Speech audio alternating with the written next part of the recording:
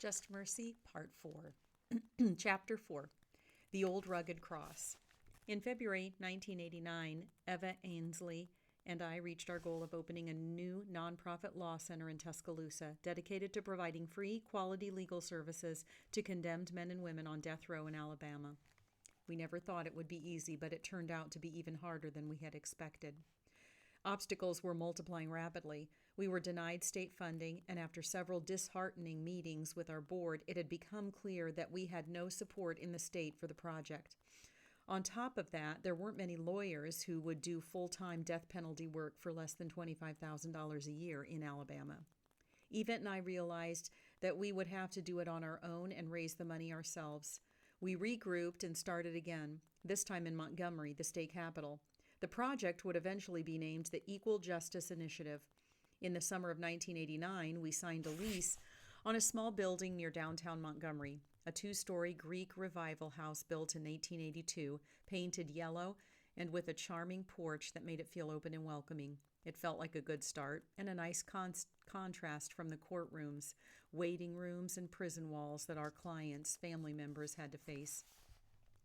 The office was cold in the winter. It was almost impossible to keep squirrels out of the attic, and there wasn't enough electricity to run the copier and a coffee pot at the same time without blowing a fuse.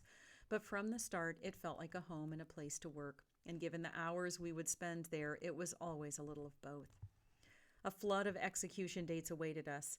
Between 1975, when Alabama's new death penalty statute was passed, and the end of 1988, there had been only 3 executions in Alabama. But by 1989, driven by shifting policies and laws, the number of people executed by the state of Alabama would double. Months before our center opened, I started visiting Alabama's death row every month, traveling from Atlanta to see a handful of new clients, including Walter McMillan. They were all grateful for the help, but as the spring of 1989 approached, they all made the same request at the end of our meetings: help Michael Lindsay. Lindsay's execution was scheduled for May 1989. I painfully explained how limited our time and resources were and how frantic we were trying to get the new EGI office up and running, EJI. Although they said they understood, they clearly felt anguished and guilty about getting legal assistance while other men face looming executions. Lindsay's lawyer, David Bagwell, was a respected civil attorney from Mobile, but prisoners got word of a letter Bagwell had written and talked about it among themselves, especially one chilling line: "I generally favor the death penalty because mad dogs ought to die." Many prisoners were appalled by this attitude from someone who was supposedly an advocate for them. They even became more distrustful of lawyers, even the ones who claimed to help. We decided to do what we could for Michael Lindsay, whose execution date was fast approaching. We tried to make arguments about an interesting twist in that case. His jury had never decided that he should be executed at all. He'd received a sentence of life imprisonment without parole from his jury, but the judge had overridden it, instead imposing a death sentence. This was unusual and was likely because this judge was trying to appear tough on crime in order to get reelected. We wrote a letter to the governor of Alabama, Guy Hunt, asking him to stop the Lindsay execution on the grounds that the jury had decided against putting him to death. Governor Hunt quickly denied our request for clemency, declaring that he would not go against the wishes of the community expressed by the jury that Mr. Lindsay be put to death, even though we stressed that the community's representatives, the jury, had done the opposite. They clearly elected to spare Lindsay's life. It didn't matter. He was electrocuted on May 26, 1989. The first execution I witnessed was that of my client Herbert Richardson, a Vietnam War veteran whose brutal, nightmarish experiences left him traumatized and scarred by post-traumatic stress disorder. One of the country's least discussed post-war problems is how frequently combat veterans bring the traumas of war back with them and are incarcerated after returning to their communities. Herbert became one of thousands of combat veterans who end up in jail or prison after completing their military service. I had promised Herbert I would be with him during the execution, and when I arrived at the prison, it was completely dark. Outside the prison entrance were dozens of men with guns, state troopers, local police officers, deputy sheriffs, and what appeared to be part of a National Guard unit. It was surreal to see all of these armed men gathered near midnight to make sure a life would be taken without incident. When I got inside the waiting room, Herbert's wife and her family had less than an hour left with him to say goodbye. He was calmer than I had ever seen him. He smiled at me when I walked in and gave me a hug. "Hey, y'all, this is my lawyer," he said, introducing me with a pride that was surprising and moving to me. I spent the next 45 minutes with one eye on the clock, knowing that soon the guards would take Herbert to the back and we would never see him alive again. When the clock struck 10 p.m., the guards dragged his weeping wife and family away with great difficulty. 30 minutes before the execution, I was brought to the cell next to the execution chamber deep inside the prison, where Herbert was being held until it was time to put him in the electric chair. They had shaved the hair off his body to facilitate a clean execution. The state had done nothing to modify the electric chair since the disastrous John Evans execution. I felt distraught. I tried to read up on what should happen at an execution. I had some naively misguided hope that I could save Herbert if they did something incorrectly. Herbert was much more emotional when he saw me than he'd been in the visitation room. It must have been humiliating to be shaved in preparation for an execution. He looked shaken and upset. When I walked into the chamber, he grabbed my hands and asked if we could pray, and we did. When we were done, his face took on a distant look, and then he turned to me. "Hey, man, thank you. I know this ain't easy for you either, but I'm grateful to you for standing with me," he said with great emotion. I smiled and gave him a hug. His face sagged with an unbearable sadness. "It's been a very strange day, Bryan. Really strange. Most people who feel fine don't get to think all day about this being their last day alive with certainty that they will be killed. It's different than being in Vietnam. Much stranger." He nodded at all the officers who were milling about nervously. It's been strange for them, too. All day long, people have been asking me, "What can I do to help you?" When I woke up this morning, they kept coming to me. "Can we get you some breakfast?" At midday, they came to me. "Can we get you some lunch?" All day long, "What can we do to help you?" Herbert sighed. "More people have asked me what they can do to help me in the last 14 hours of my life than ever asked me in the years when I was coming up." He looked at me, and his face twisted in confusion. I gave Herbert one last long hug. I was reflecting on all of the trauma and difficulty that had followed this well-meaning man home from Vietnam. I couldn't help but ask myself, where were these people when he really needed them? Where were all these helpful people when Herbert was 3 and his mother died? Where were they when he was 7 and trying to recover from physical abuse? Where were they when he was a young teen struggling with drugs and alcohol? Where were they when he returned from Vietnam traumatized and disabled? Herbert had made a peculiar request the week before the execution. He wanted me to get the prison to play a recording of a favorite hymn as he walked to the electric chair. Now I watched an officer bring over a tape. The sad strains of "The Old Rugged Cross" began to play as they pulled Herbert away from me. There was a shamefulness about the experience I couldn't shake. Everyone I saw at the prison seemed surrounded by a cloud of regret and remorse. The prison officials had pumped themselves up to carry out the execution, but even they revealed extreme discomfort and some measure of shame. Maybe I was imagining it, but it seemed everyone recognized that what was taking place was wrong.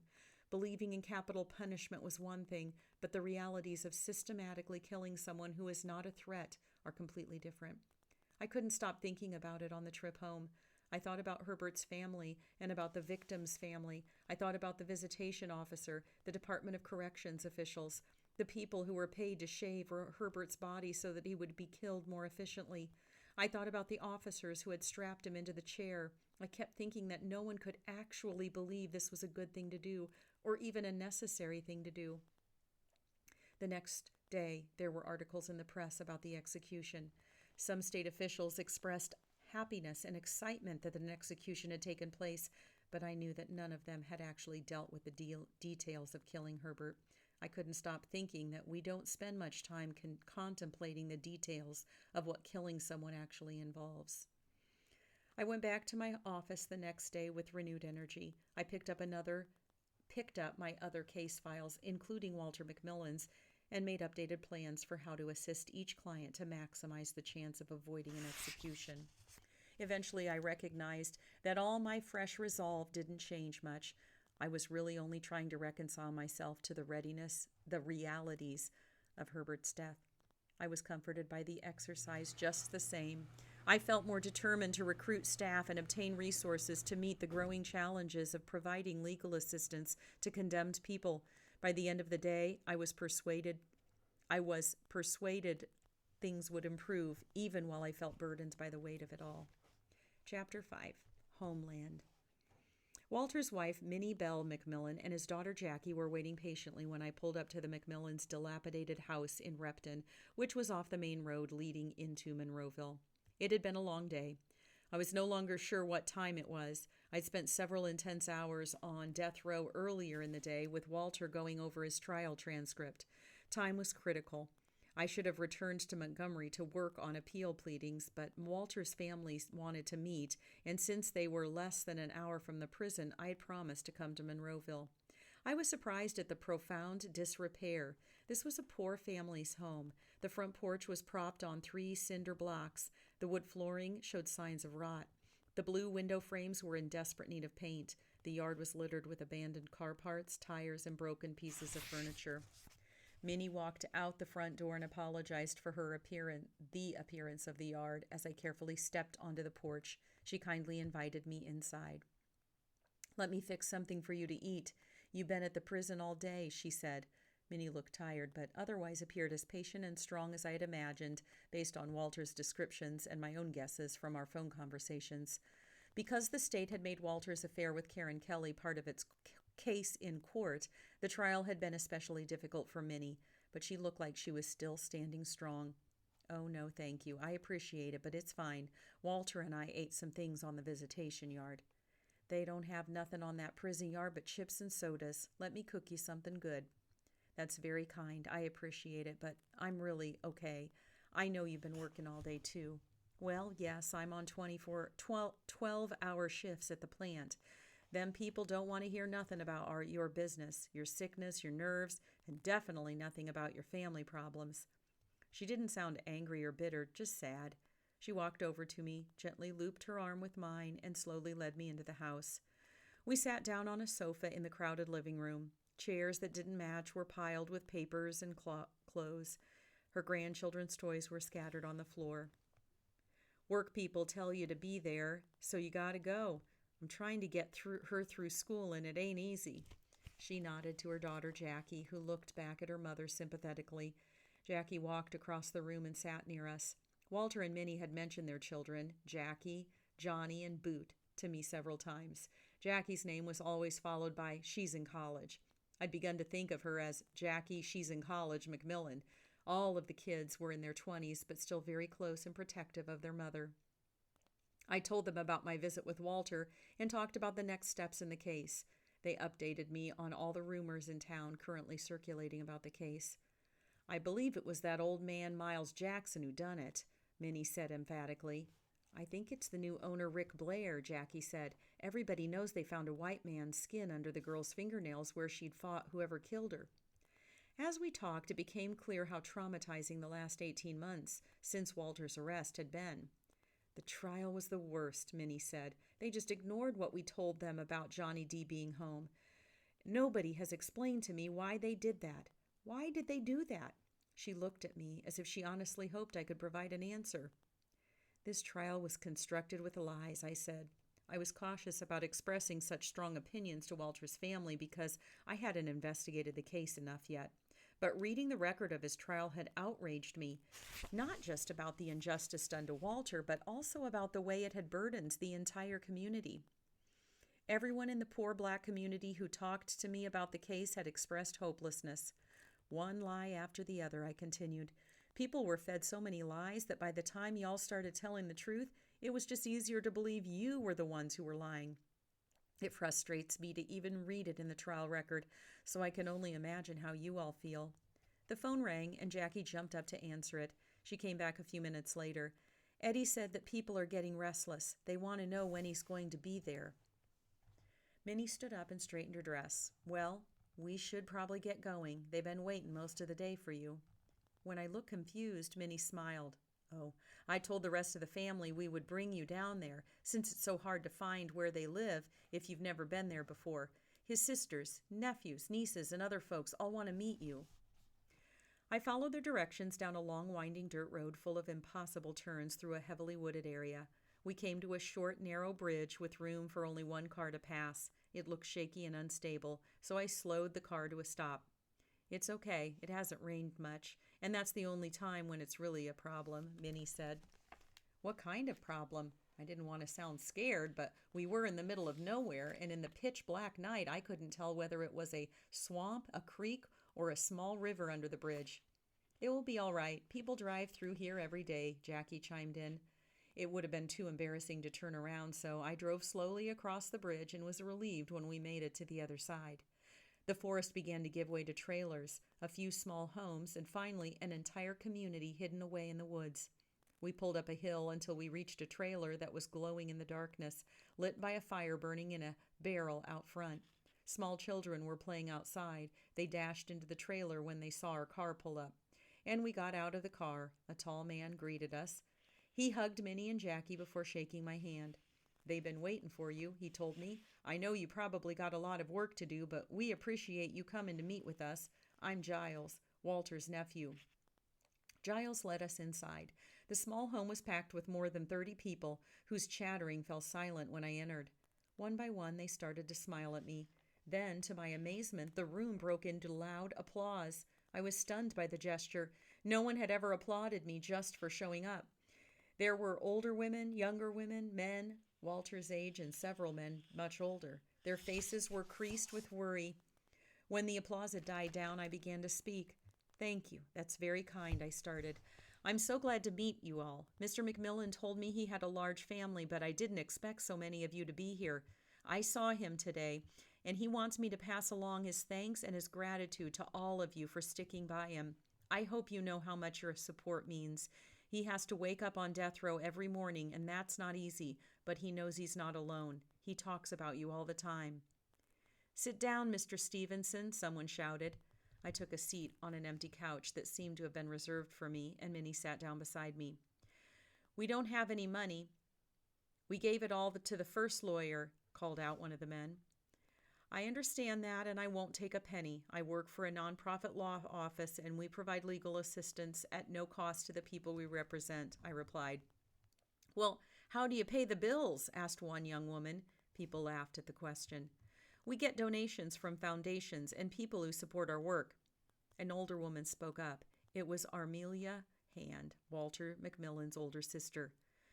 "We don't have much, Mr. Stevenson, but you have someone we love in your care. Anything we have, you have. These people have broken our hearts," she said. The family shared questions and comments about Walter, the town, race, the police, the trial, and the way the whole family was now being treated by people in the community. There seemed to be therapeutic relief in voicing their concerns to me. I began to feel encouraged that some of the information I provided maybe eased their anxiety. We started to joke some, and before I knew it, I felt embraced in a way that energized me. An older woman had given me a tall glass of sweet iced tea, and no matter how much or how little I drank, she minded my glass religiously the entire evening. As our conversation continued, Armelia Hand again spoke up. "We were standing next to him that whole morning. We know where he was. We know what he was doing." Her voice grew louder and more distraught. The crowd in the small trailer hummed in agreement. It was the kind of wordless testimony of struggle and anguish I heard all the time growing up in a small rural black church. Just about everybody in here was standing next to him, talking to him, laughing with him, eating with him. Then the police came along months later, say he killed somebody miles away at the same time we were standing next to him. Then they take him away when you know it's a lie. She was now struggling to speak. Her hands were trembling, and the emotion in her voice was making it hard for her to get her words out. "We were with him all day. What are we supposed to do, Mr. Stevenson? Tell us, what are we supposed to do with that?" Her face twisted in pain. "I feel like I've been convicted too." The small crowd responded to each statement with shouts of "yes" and "that's right." "I feel like they done put me on death row too.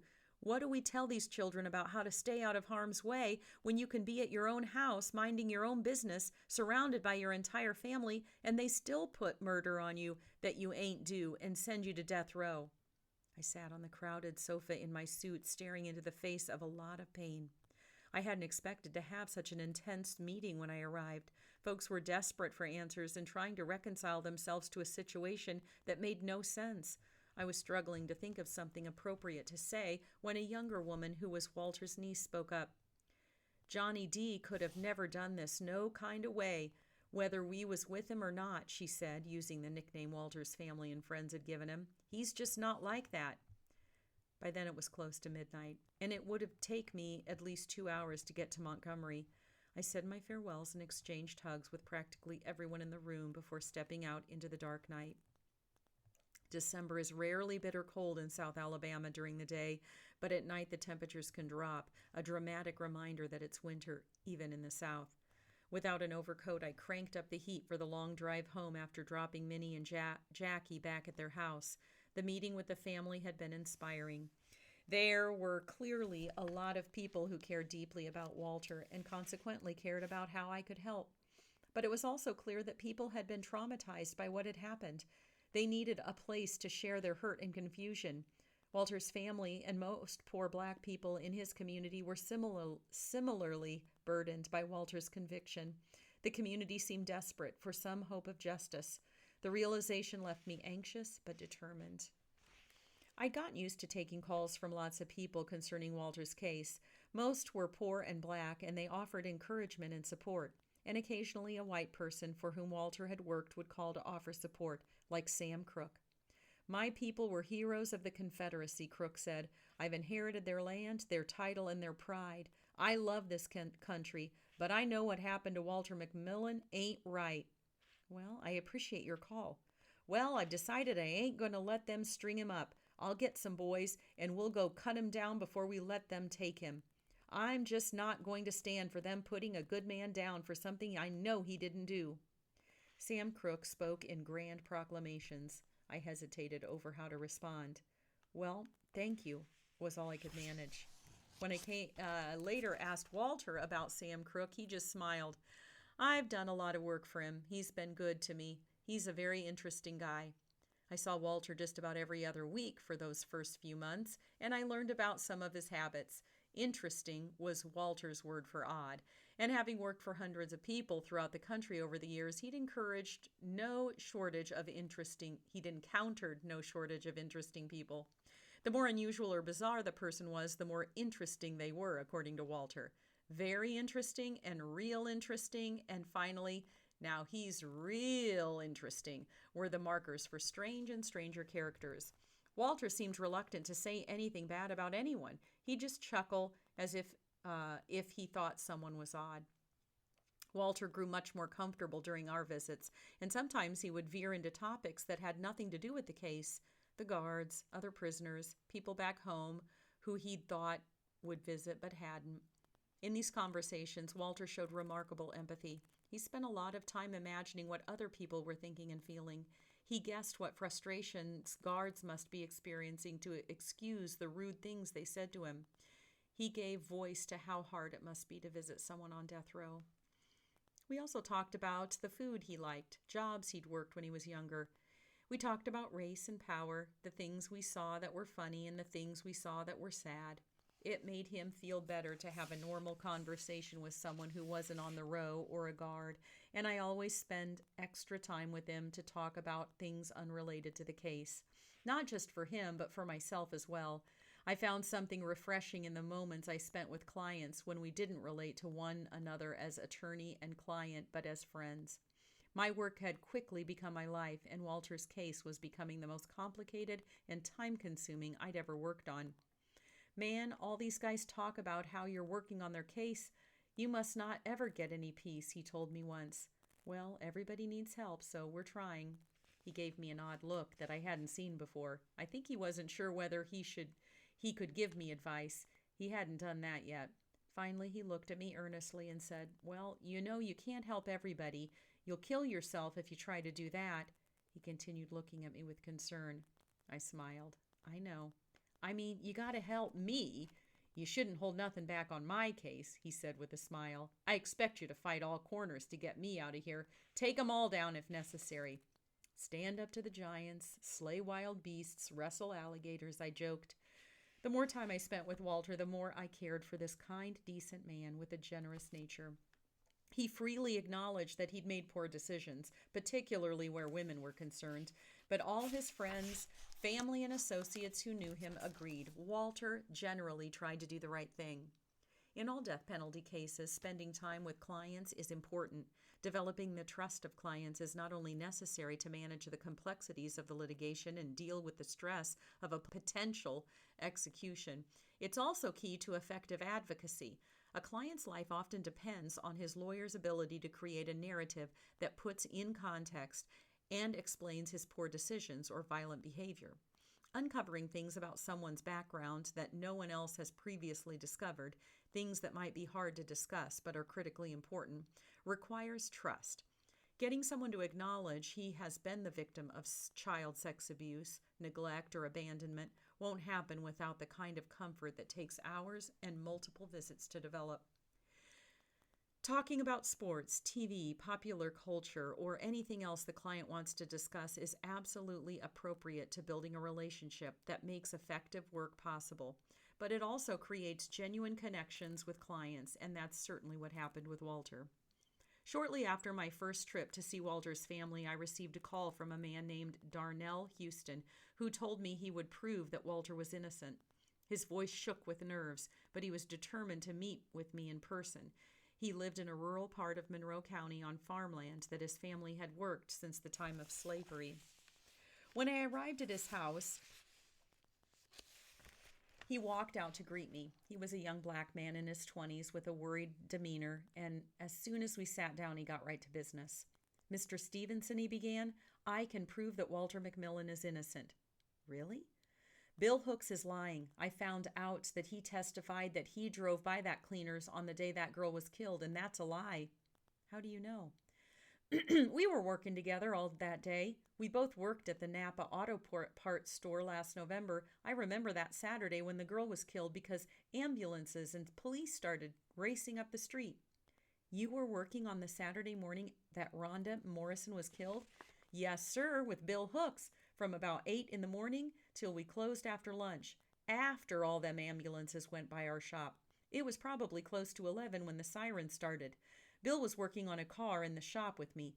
There ain't but one way out of the store. He never left the entire morning. If he said he drove by the cleaners when that girl was killed, he's lying." One of the most frustrating things about reading Walter's trial record had been that the state's witnesses, Ralph Myers, Bill Hooks, and Joe Hightower, were so obviously not believable. Their testimony was laughably inconsistent and completely lacking in credibility. Myers' account of his role in the crime, Walter kidnapping him to drive him to the crime scene and then dropping him off afterward, never made any sense. Hooks' response to every line of questioning was to repeat over and over again that he saw Walter McMillan walk out of the store with a bag, get into his lowrider truck, and get driven away by a white man. He could not answer any questions about what else he saw that day or what he was doing in the area. My plan had been to immediately challenge Walter's conviction to the Alabama Court of Criminal Appeals. The state had done so little to prove Walter's guilt that there weren't a lot of legal issues to appeal, but the evidence against him was so unpersuasive that I was hopeful the court might overturn the conviction simply because it was so unreliable. Once the case was on direct appeal, no new evidence could be considered. The timing for filing a motion for a new trial in the trial court, the last chance to introduce new facts before an appeal begins, had already expired. Chestnut and Boynton, Walter's lawyers for the initial trial, had filed a motion before withdrawing, and Judge Key had quickly denied it. Darnell said he'd told Walter's former lawyers what he told me, and they had raised it in the motion for a new trial, but no one took it seriously. In capital cases, a motion for a new trial is rarely granted. But if the defendant claims new evidence that could lead to a different outcome in the case or that undermines the reliability of the trial, there is typically a hearing. After speaking with Darnell, I thought about refiling his assertions before the case went up on appeal. Maybe, just maybe, we could persuade local officers to retreat from the case against Walter. I made a motion to reconsider the denial of a new trial for Walter. I got an affidavit from Darnell stating that Hook's testimony was a lie. I took the risk of talking to a few local lawyers about whether the new prosecutor might acknowledge that the conviction was unreliable and support a new trial if there was compelling new evidence. I was still sorting out how to proceed when Darnell called to me at my office. "Mr. Stevenson, you have to help. They arrested me this morning and took me to jail. I just got out on bond." "What?" I asked them what I'd done. He sounded terrified. "They just came and arrested me and told me I had been indicted for perjury." "Perjury? Based on what you told Mr. McMillan's lawyers a year ago?" I hung up with Darnell, shocked and furious. Indicting someone for perjury or lying under oath without any investigation or evidence was unheard of. Police and prosecutors had found out that Darnell was talking to us, and they decided to punish him for it. Indicting Darnell was a worrisome signal that the prosecutors were willing to threaten and intimidate people who contradicted them. I called Tom Chapman, Monroe County's new district attorney, to set up a meeting to discuss why authorities had arrested Darnell for speaking up. I'd heard that Chapman, a former criminal defense attorney, would be fairer and more sympathetic to someone wrongly convicted than lifelong prosecutor Ted Pearson. Chapman was in his 40s and had talked about modernizing law enforcement in the region. I was hopeful. On my way to his office, I decided to give him a chance to explain what was going on. This was my first meeting with anyone associated with Walter's prosecution, and I didn't want to begin with an angry accusation. Perhaps the people who had prosecuted Walter were just misguided, even incompetent. I knew some of them were bigoted and abusive, but I guess I held out hope that they could be reoriented. The Monroe County Courthouse is situated in the heart of downtown Monroeville. I walked through it until I found the DA's office. I announced myself to the secretary, who eyed me suspiciously before directing me into Chapman's office. I'd met prosecutors who dressed like they would rather be out hunting ducks than running a law office, but Chapman was professional and courteous and approached me with a pleasant demeanor. I was intrigued and looked forward to a candid conversation. After we chatted for a bit, I got down to business. "I'm very concerned about this McMillan case. I've read the record, and to be honest, I've serious doubts about his guilt and the reliability of this conviction." "Well, this was a big case. There's no doubt about that. You do understand that I didn't have anything to do with the prosecution, don't you?" he replied. "Yes, I do," I nodded. "This was one of the most outrageous crimes in Monroe County history, and your client made a lot of people here extremely angry. People are still angry, Mr. Stevenson. There's not enough bad that can happen to Walter McMillan for some of them." This was a disappointing beginning. He seemed completely convinced of Walter's guilt, but I pressed on. "Well, it was an outrageous, tragic crime, so anger is understandable," I said, "but it doesn't accomplish anything to convict the wrong person. Whether Mr. McMillan has done anything wrong is what the trial should resolve. If the trial is unfair, or if witnesses have given false testimony, then we can't really know whether he's guilty or not." "Well, you may be the only person right now who thinks the trial was unfair. Like I said, I wasn't involved in the prosecution." I was becoming frustrated, and Chapman probably saw me shift in my seat.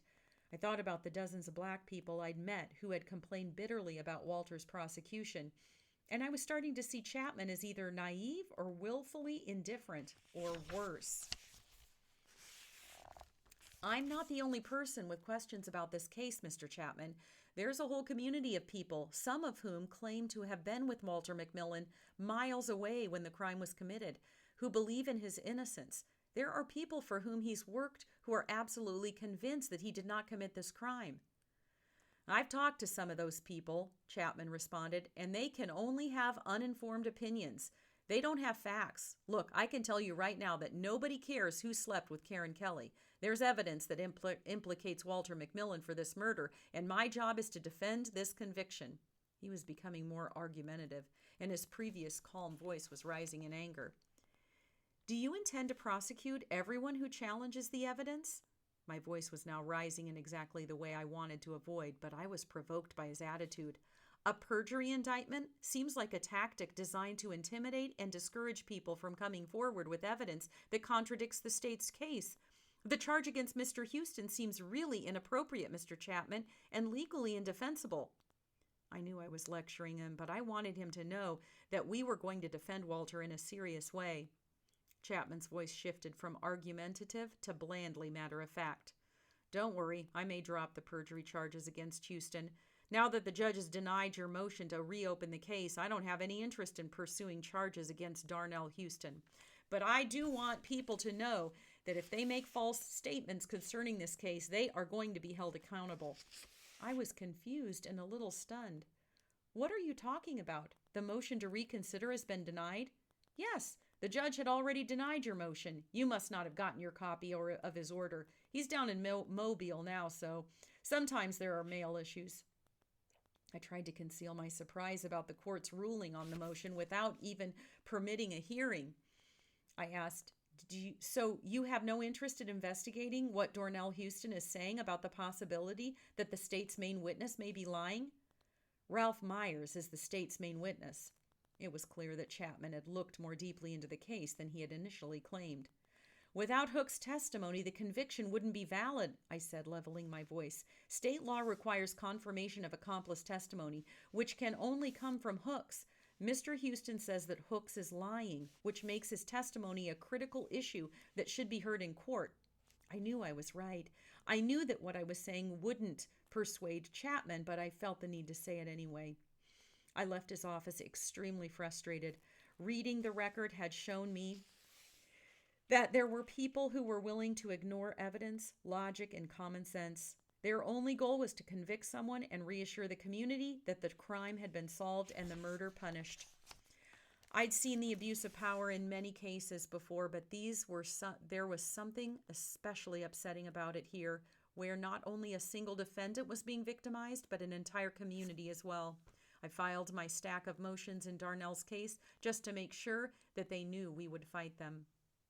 Darnell was thrilled to hear that the charges against him would be dropped, but he was still shaken by the whole experience.